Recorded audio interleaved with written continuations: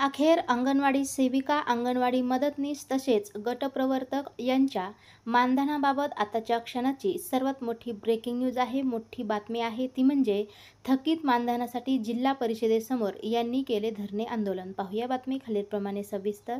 तत्पूर्वी चॅनलला अजूनही सबस्क्राईब केले नसेल तर सबस्क्राईब करा, समोरील बेललाही क्लिक करा म्हणजे असेच नवनवीन लेटेस्ट अपडेट तुम्हाला पाहता येतील.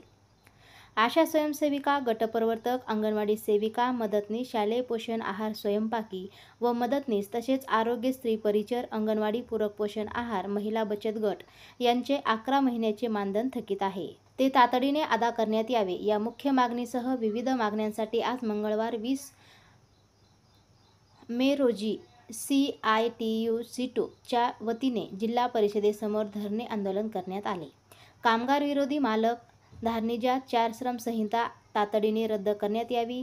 योजना कामगार, आशा व गटप्रवर्तक, अंगणवाडी सेविका, मदतनीस, शालेय पोषण आहार स्वयंपाकी व मदतनीस, आरोग्य स्त्री परिचर यांना शासकीय कर्मचाऱ्यांचा दर्जा देऊन किमान वेतन व सामाजिक सुरक्षा लागू करावी. गटप्रवर्तकांना जिल्हा परिषद कंत्राटी कर्मचाऱ्यांमध्ये समायोजन करावं. गटप्रवर्तकांना अंगणवाडी सुपरवायझर प्रमाणे आशा सुपरवायझर संबोधण्यात यावे. योजना कामगार, आशा व गटप्रवर्तक, अंगणवाडी सेविका, मदतनीस यांना सर्वोच्च न्यायालयाच्या आदेशाप्रमाणे मासिक पेन्शन, ग्रॅज्युएटी, विमा, प्रॉव्हिडंट फंड लागू करावा.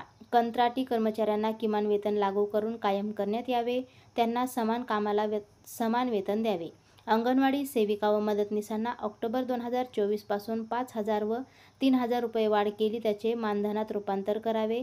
आदी मागण्यांकडे आंदोलनाच्या माध्यमातून प्रशासनाचे लक्ष वेधले.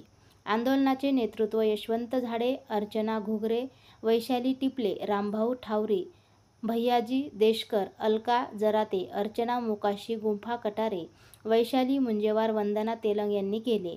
तर आंदोलनात मोठ्या संख्येने अंगणवाडी सेविका, आशा स्वयंसेविका, गटप्रवर्तक सहभागी झाल्या होत्या.